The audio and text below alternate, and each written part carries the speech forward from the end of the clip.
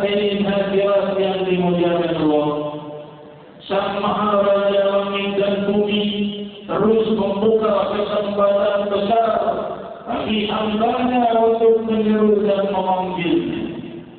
Nama yang Maha Indah, nama yang dengan menyerunya terangkat kita kepada keluhuran dari kehinaan, berjatuhan musibah dan dosa, berganti dengan rahmat dan kesejahteraan dan Dialah yang Maha memiliki kesejahteraan.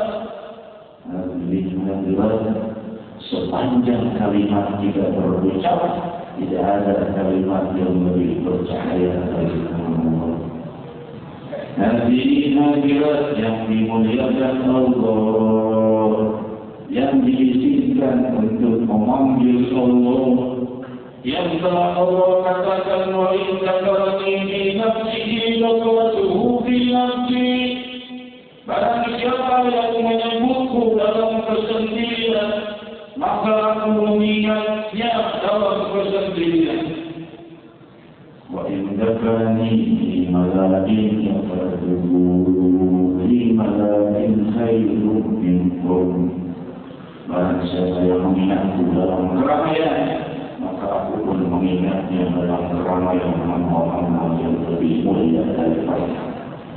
Demikian berkatnya Rabbul Alamin menawarkan ketetapan pada setiap hukum dan ruhiyat. Demikian meruginya mereka yang menolak lamaran Allah untuk dekat. Maha Raja langit dan bumi telah membangkitkan matahari risalah, matahari hidayah, matahari rahmah Sayyidina Muhammad sallallahu alaihi wasallam yang menuntunku dan kalian kepada Allah. Saya bersabda diriwayatkan dalam Sahih Bukhari, Allah menciptakan 100 rahmat. Lantas Allah menurunkan satu rahmatnya kepada penduduk bumi. Dan satu rahmat itu mencukupi kasih sayang anugerah kenikmatan penduduk bumi sejak dicipta hingga mati. Seluruh nama-nama mereka yang mendapat kasih sayang, yang mendapat anugerah, yang mendapat kenikmatan, yang bisa melihat, yang bisa mendengar, yang bisa berbicara, yang bisa bergerak, yang bisa berpikir, yang bisa makan dan minum, dan seluruh kenikmatan apa-apa ini berpadu pada satu rahmatnya Allah. Nama dan nama kalian ada di antara satu rahmatnya Allah yang selalu diberikan anugerah siang dan malam, yang selalu ditawarkan pada kita pengampunan, yang selalu ditawarkan pada kita kedekatan, yang selalu ditawarkan kepada kita keluhuran, yang selalu ditawarkan pada kita kebahagiaan dunia dan akhirat. Jawablah seruan Allah, Rabbi Jalla wa'ala, labbaik Allahumma labbaik. Kami hanya bisa berusaha memberi atas semua Rabbi. Selamat datang wahai seruan Allah, selamat datang wahai utusan Allah yang menyeru kepada Allah Sayyidina Muhammad sallallahu alaihi wasallam. Hadirin hadirat yang dimuliakan Allah, diriwayatkan di dalam Sahih Bukhari bahwa menciptakan 100 rahmat hanya diberikan satu rahmat untuk menutupi seluruh kebutuhan penduduk bumi hingga akhir zaman, dan mencukupinya tersisa 99 rahmat yang akan memberikan kepada hamba yang mukmin. Alam yang indah dan megah menanti nama-nama mukmin mukminat. Surga yang diciptakan dengan puncak keluhuran dan kemegahan dan keindahan telah menunggu sampai sekarang masih sepi. Yang diberi akan datang sekarang mereka yang mengikuti Sayyidina Muhammad.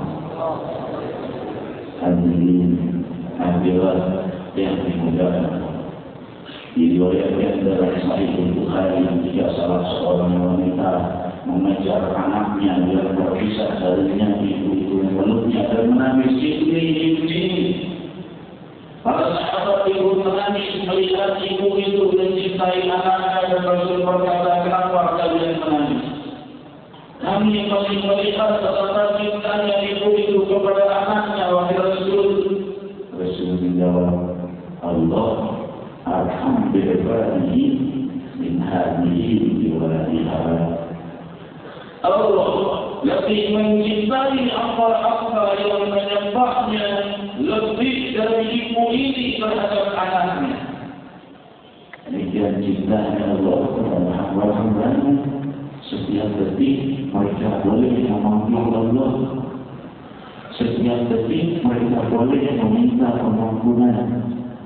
Setiap detik mereka bisa dimaafkan.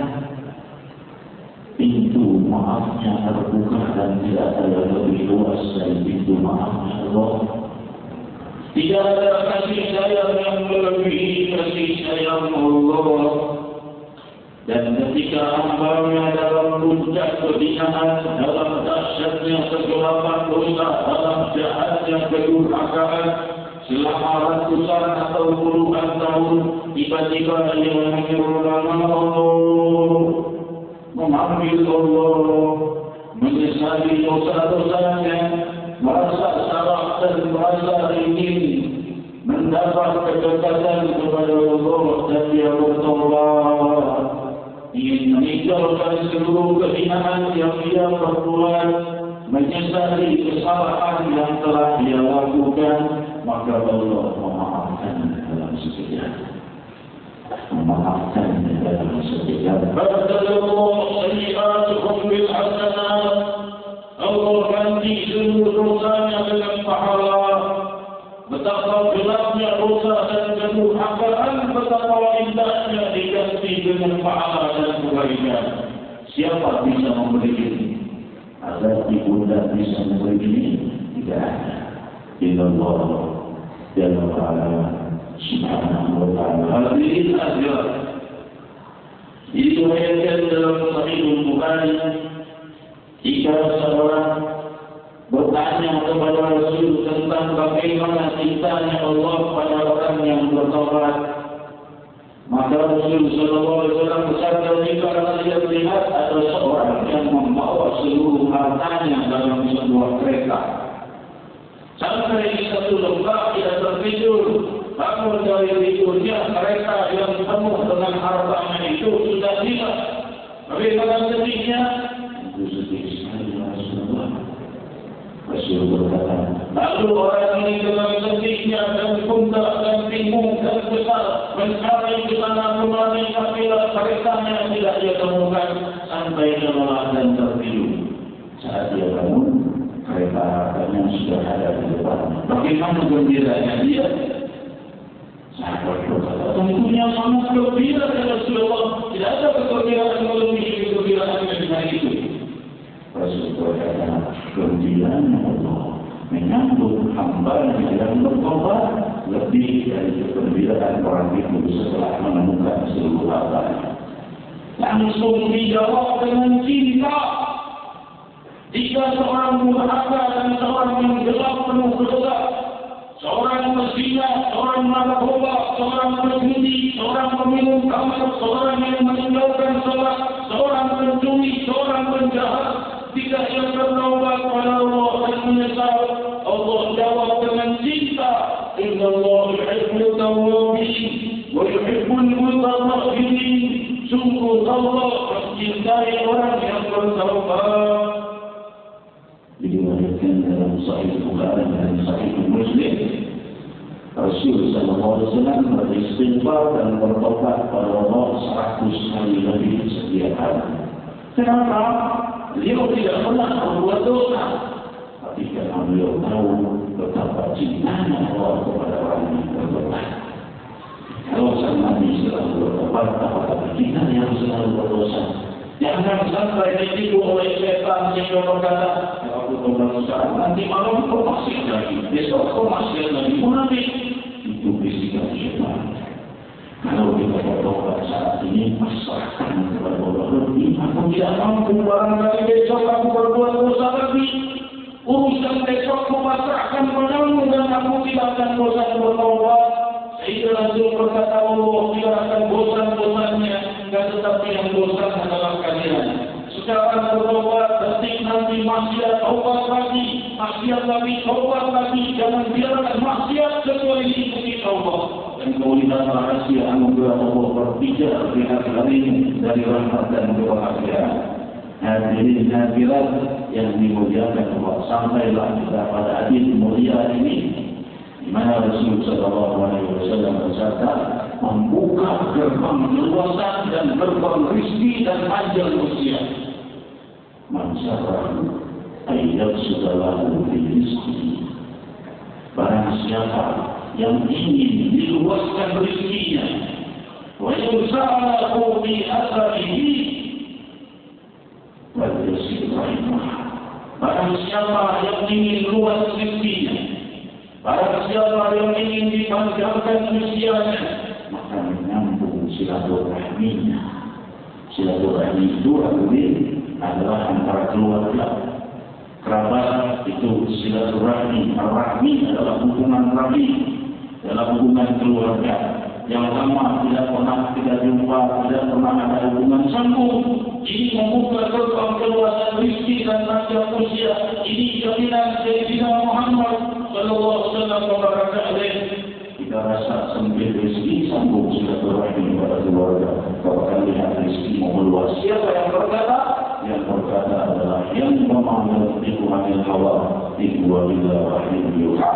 Demikian indahnya Allah yang maha memiliki keluasan rezeki dan membukakan gelombang keluasan dan memanjangkan usianya jika dia ingin menyambung silaturahminya dengan kerabat.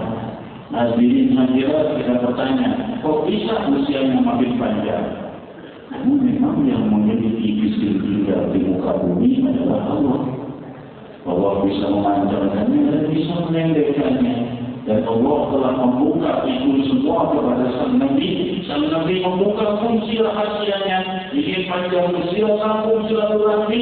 Ingin luas rezeki, sambung silaturahmi. Resep-resep kebahagiaan dunia dibukakan oleh Nabi Muhammad SAW. Bukan hanya akhirat saja. Akhirat sudah jelas lagi pahala yang besar menyambung silaturahmi. Dan tetapi dunia juga diperhatikan oleh Rasul. Jangan kira orang kalau belajar agama itu hanya untuk akhirat saja. Kalau di dunia sih cari sendiri pun ada juga ilmu-ilmu sunnah yang membukakan keberkahan dan keluasan dunia. Kesemuanya berada pada tuntunan Sayyidina Muhammad sallallahu alaihi wasallam. Idola dunia dan akhirat, idola sepanjang zaman, idola yang paling modern dan membukakan seluruh kebahagiaan dan kesejahteraan yang milik Allah dunia dan akhirat. Tidak salah pilih kalau kita mengidolakan Sayyidina Muhammad sallallahu alaihi wasallam. Diriwayatkan dalam Sahih Bukhari bagaimana menyambung silaturahmi dengan keluarga yang non-muslim. Berkata Sayyidina Asma binti Abi Bakar radhiyallahu anhu, putri dari Abu Bakar Siddiq radhiyallahu anhu, ya Rasulullah, ibuku masih non-muslim. Aslimuha, apakah aku menyambung silaturahmi dengan cumi, yaitu ibuku yang di luar Islam? Rasulullah SAW, "Na'am, sambung silaturahmi pada datangi dia, kunjungi dia, bakti kepadanya, walaupun dia di luar Islam." Ini ajaran Nabi kita Muhammad SAW. Maka turunlah ayat, Inna Allah la yanhakum 'anil ladzina lam yuqatilukum wa la yukhrijukum min diyarikum, surat Al-Mumtahanah ayat 8 dan 9. Sungguh Allah tidak melarang kalian berhubungan dengan mereka yang tidak memerangi kalian yang di luar Islam. Sambung silaturahmi dengan mereka, sambung hubungan dengan mereka. Allah tidak larang. Boleh tidak beri hadiah pada non-muslim, boleh.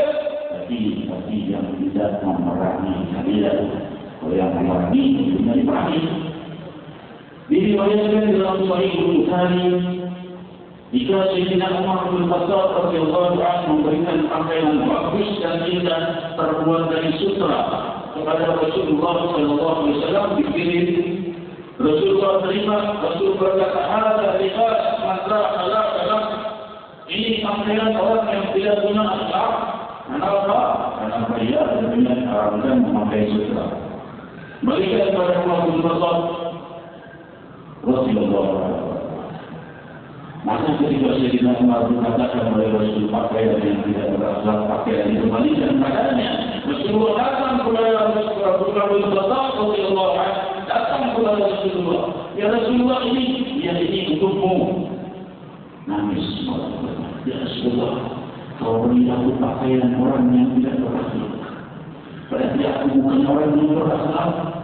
Rasulullah SAW bersenyum, bukan untukmu, boleh kau jual, boleh kau hadiahkan, boleh kau marah. Maksudnya Rasul singkat saja, diambil lagi gitu. Tapi Sayyidina Umar ucapan seperti itu menusuk hatinya. Beliau berkata, "Hadza libas man la khalaqa lahu, a'taitan iyah." Ini pakaian yang tidak berakhlak kau berikan padaku. Berarti aku orang yang tidak punya akhlak. Nangis Sayyidina Umar.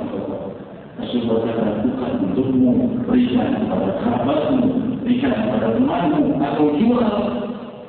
Sayyidina Umar memberikan kepada kerabatnya yang memang Muslim. Demikian riwayat Sahih Bukhari.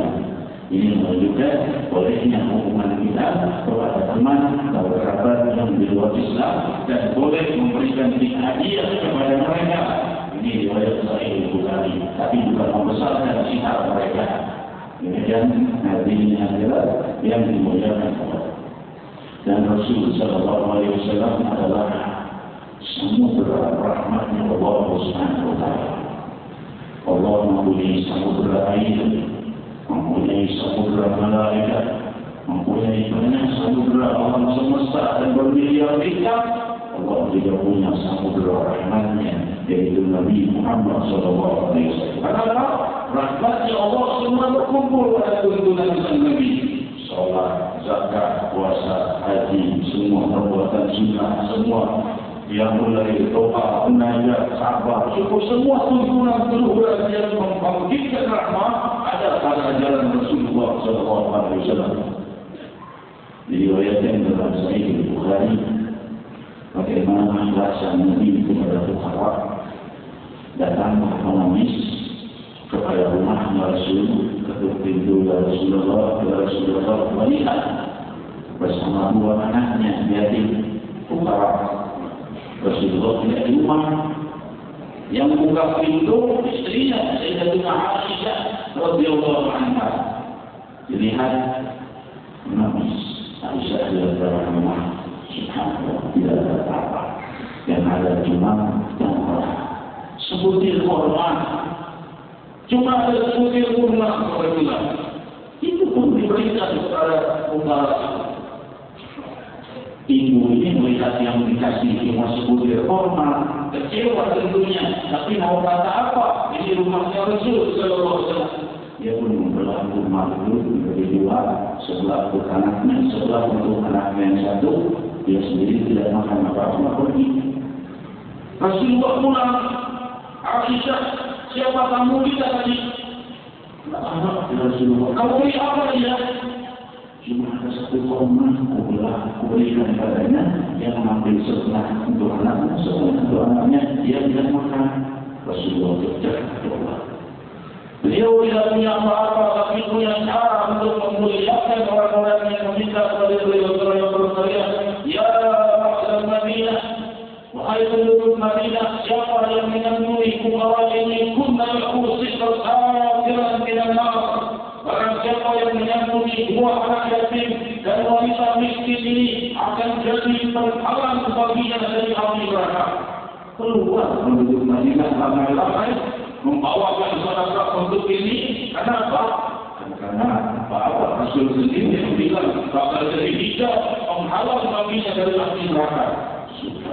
Ini cara sang Nabi memuliakan para fuqara.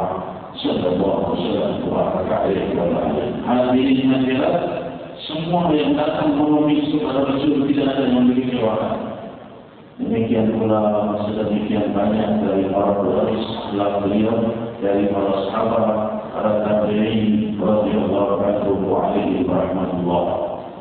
Diriwayatkan salah seorang imam di masa para tabi'in, jika datang kepada Abu Bakar, ia berikan kepadanya pakaian yang baru-baru.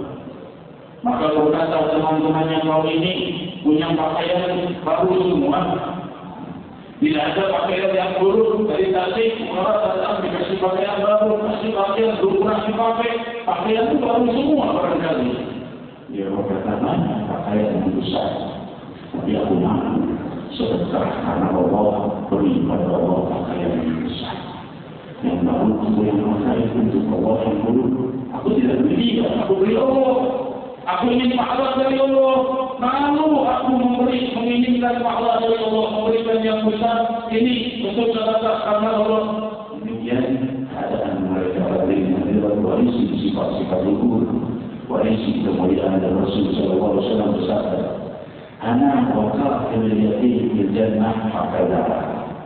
Aku bersama orang yang menyantuni anak yatim yang di jannah bagi dua jari ini.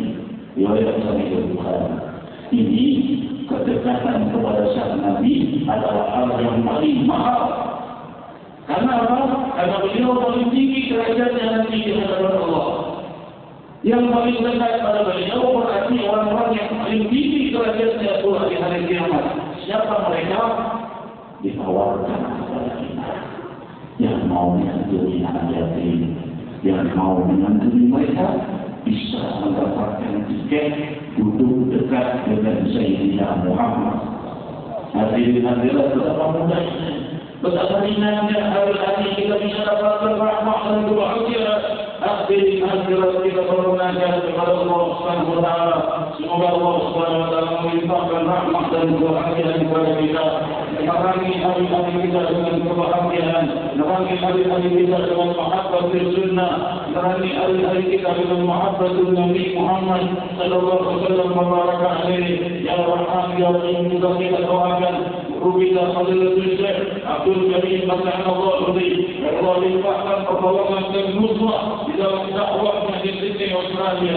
Ya Allah, menjadikan dua beliau adalah wali min awliyaillah, ra'il bi dakwah Allah wa qadir bi Rasulillah sallallahu alaihi wasallam, sebagai orang yang berbakti pada sunnah Nabi sallallahu alaihi wasallam, bakti kepada Rasulullah, limpahkan pertolongan pada perjuangannya, limpahkan keberkahan pada hari-harinya, limpahkan keluasan kepada beliau dan kepada ibunda beliau yang juga hadir di malam hari ini. Ibunda beliau sering melihat Rasulullah SAW dalam mimpi hadir di majlis ini. Dan sebab itu hadir jauh-jauh dari Sydney, Australia. Aku sering melihat dalam mimpi Rasulullah hadir di majlis ini, maka aku ingin datang ke majlis ini 12 jam dari Sydney ke sini untuk ingin hadir di majlis mulia ini. Limpahkan keberkahan Rasul dan ibunda beliau, juga semua keluarga beliau, Syekh Abdul Hamid, dan juga semua para kerabat beliau dari pejuang dakwah di Sydney, dan juga Ustaz Wahyu, pejuang dakwah kita di Perth, Australia, dan juga Ustaz Haji Badrudi, pejuang dakwah kita di Denpasar, Bali, dan juga Bapak Haji Ashraf Ali yang terus menjadi koordinator mendekatkan kita kepada luasnya perjuangan kita kepada para umara. Ya Rahman, limpahkan keberkahan atas mereka dengan Allah.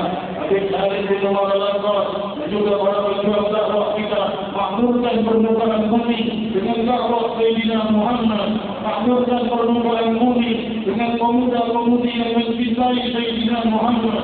Ar-Rahman Ar-Rahim, wa ayyam ma'atum jalan ma'am wa'in, wa ayyam ma'am adbar dan ma'am berikatan badan, Allah Akbar memanggil namamu, Rabbi Ar-Rahman.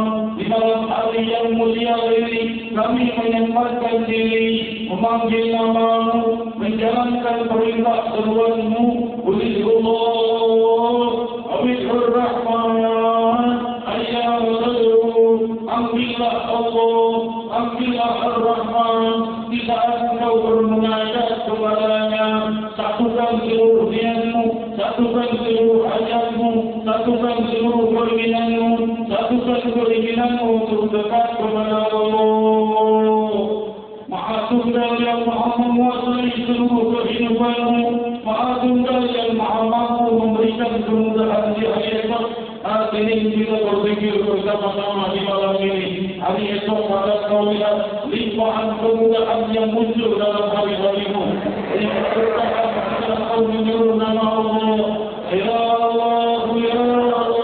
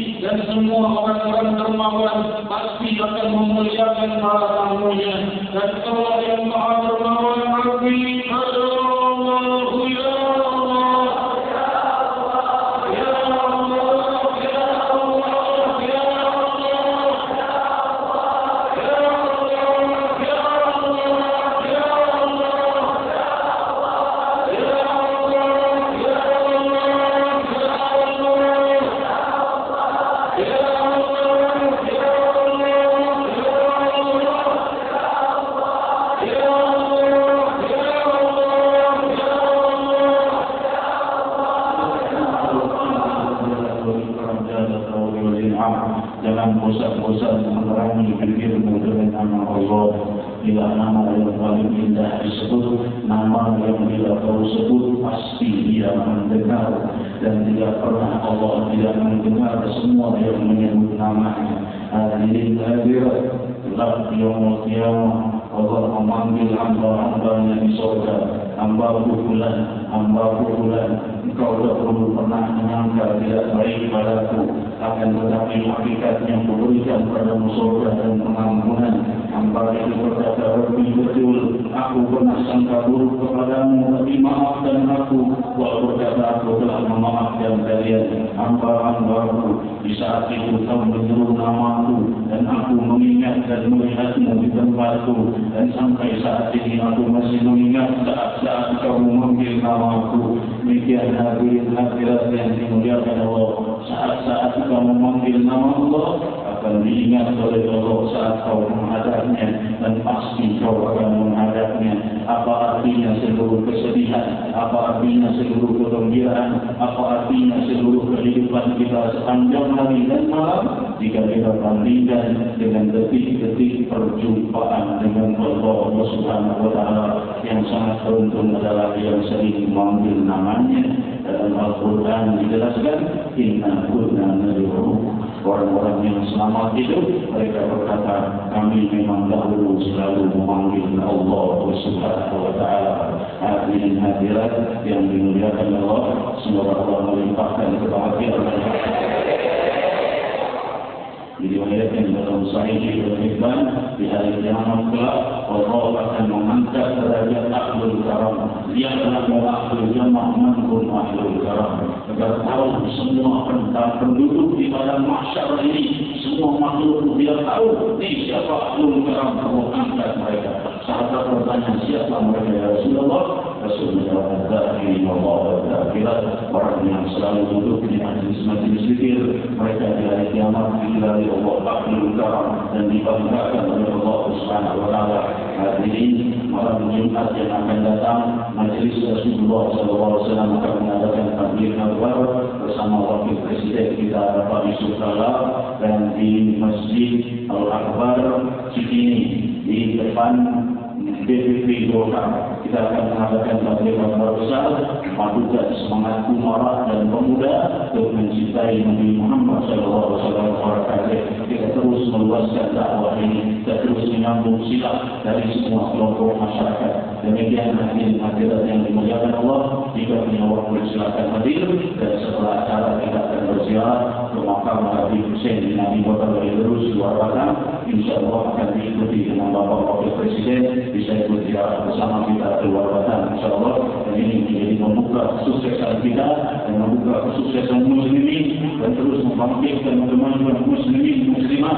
Amin. Allahumma amin. Hadirin, mohon dukungan dan juga Syekh Abdul Karim akan hadir bersama kita nanti dan juga tamu-tamu kita yang lain.